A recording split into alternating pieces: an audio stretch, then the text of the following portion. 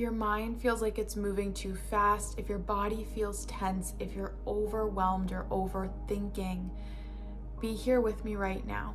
We're going to help our body move back into our window of tolerance by slowing down in a way that feels safe in our nervous system.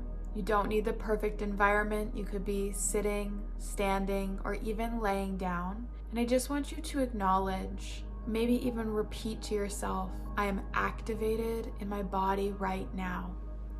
No fixing, no analyzing, just an acknowledgement. Because when our nervous system feels overwhelmed, the first step is not to slow down.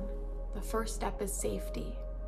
So we want to communicate to our brain and to our body that we understand, that we hear and receive the signals it's giving us. Right now, I'm activated. Now gently look around your space. Allow the eyes to move around the room. And I want you to land on one thing that just feels neutral, a random object or piece of furniture. Now scan again and find one thing that feels steady. And look around once more. Find something that feels slightly comforting. Just let your eyes land there. We're reminding our nervous system that we're here, that we're present, and that we're not in danger. Now bring your attention to your breath. We're not going to force anything, no counting. Just take an inhale through your nose and an exhale through the nose or the mouth, whatever calls to you.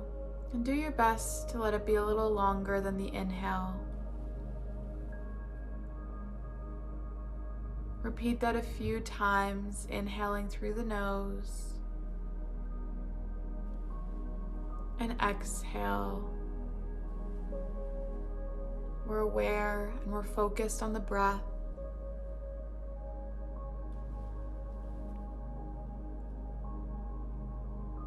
Our body doesn't need any form of perfect breathing. It just needs connection, grounding, support to come back into what's here and now. Now check in with your body and notice where you may be holding tension. Pick one place, maybe your jaw, your shoulders, your stomach, and just see if you can soften even 5%. Not a big ask, not a task, not a forcing. Just soften as slightly as possible. Now bring your awareness to where your body meets something. The feet on the floor, the back against a chair, your legs on the couch. Whatever it might be for you, just notice. Remind yourself that your body is being held right now. You are supported. Now come back to your surroundings, look around again, noticing what time of day it is, the temperature, the amount of light.